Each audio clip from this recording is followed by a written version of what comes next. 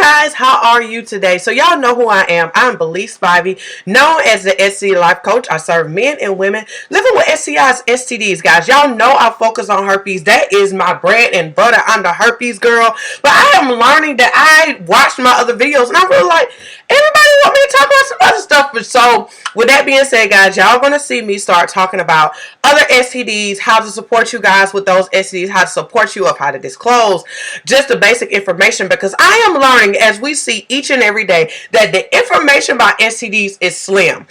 Yes, we're in an information age and things of that nature, but at the end of the day, STR, STD education is slim. Sexual education is slim. Literally, I am working with some youth now. They're in high school, and they're telling me, we don't know nothing about sex, guys. They don't talk about it. We don't know nothing about it. So with that being said, guys, let's talk about it. Yes, we're in our 20s and ups. Yes, I have a couple of young, couple individuals who watch me who are teenagers. But most of my clients, or most of the people who watch my channel, subscribers who watch my channel, are 25 or 18 and up, guys. And I'm learning we just don't know no better. We out here getting it in and still don't know the risk that we're putting ourselves in. And you would think, well, you should know better. Do your research. Things of that nature. But guys, it's simply, if you don't look it up, you don't know what you're looking for. Or if you're not affected by it, you typically just don't look it up. Or if you're not interested in it, you just don't have a time to just go on Google and look it up. And let me be completely honest with you guys.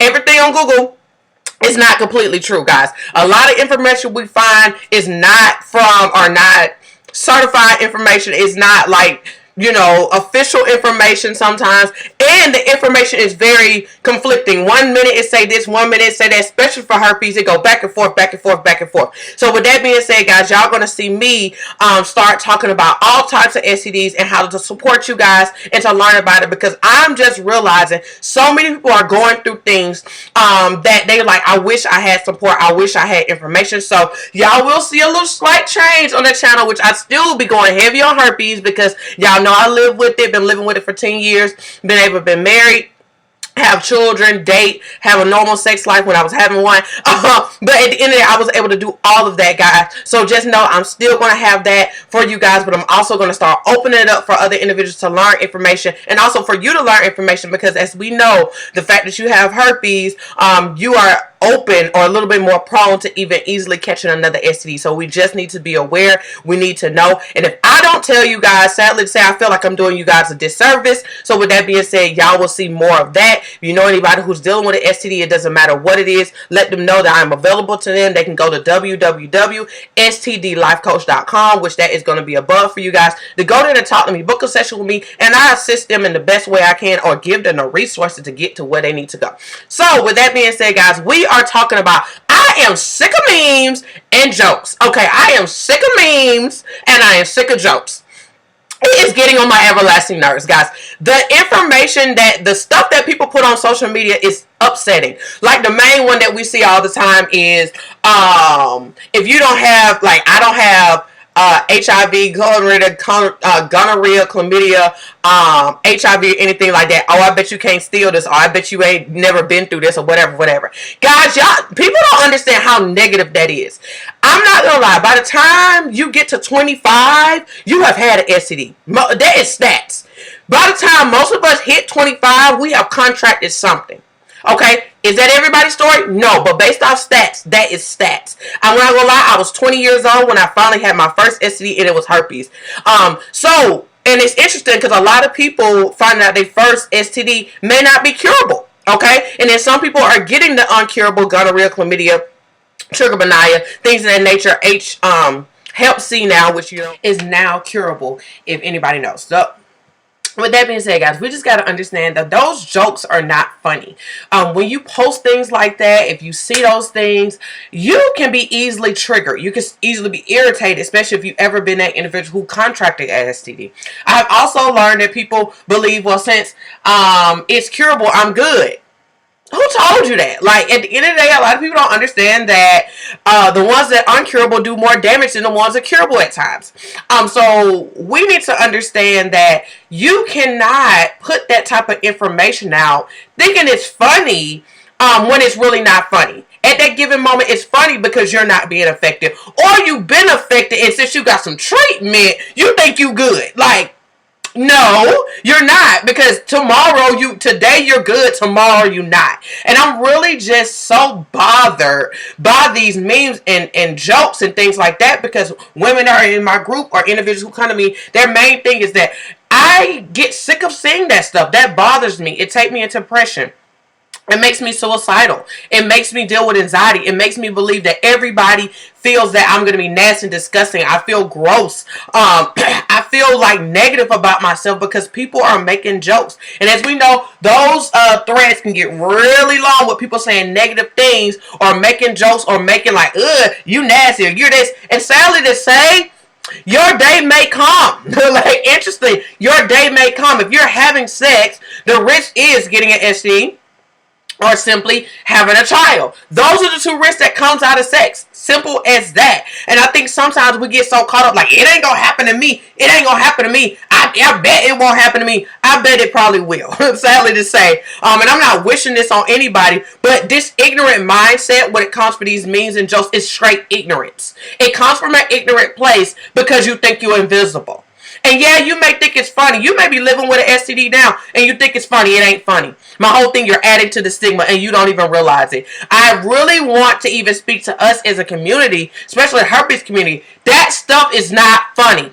It messes with people's mental health. And right now, as we know, mental health is our worst enemy. Like, literally, that is what we deal with the most. Yeah, many of us may deal with deal with outbreaks, but many of us do not, because we've been able to control it.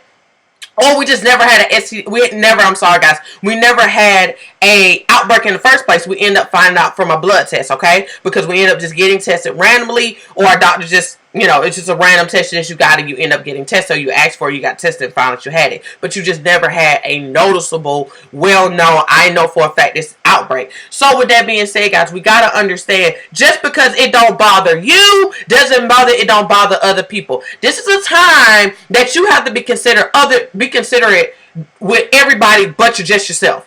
And I know, because I'm going to be so honest, my latest view of my group, I'm about to talk about us, because at the end of the day, that's what I do, and I ain't scared to do it. So in my group, I do not allow memes. I don't like jokes. I don't like any of that, because at the end of the day, I have 960 something ladies in this group who all are being affected differently. The way they contract the herpes is different. How they feel about herpes is different. And how they're processing it is different. So with that being said, just because you think it's funny doesn't mean it's funny, because that can take a woman over the edge to make her want to kill herself. And all of us like, well, it's not that serious. Not to you. And my whole thing, just because it's not serious to you, why you're not considering others? Everything. Yes, guys, so we got to understand, we have to be very considerate of others. We have to understand we're on different levels, we're in different places, and just because you process different, you can't expect others. And I want to tell you something, it's some guidelines that come with support groups that a lot of people don't understand, especially within the herpes community, that just because you good don't mean other people good. Just because you post all the time don't mean other people post all the time, and that just means people are not watching. So just for my group, I make sure I don't like memes. I just don't deal with it, because I have received so many messages pertaining to how I mess with folks' psychological health. And as the group creator, my main purpose is to keep it as healthy as possible, to have real support, and to reduce the mental health, to create healthy mental health, but to reduce the negative mental health effects or the stress that it can cause looking and seeing other things. So I'm going to tell you guys a couple of things that you can do with dealing with these crazy memes and these jokes. Number one, block it. Delete it. If it's now you got to consider who said it, okay? If you're not really friends with them, unfriend them. Social media wise, unfriend them. Okay, I don't care if it's your mama. Unfriend it, because you do not have to watch it. Or what I do, like if it's somebody I feel like I'm cool with or whatever, and they have their own take on things, I will literally hide their stuff.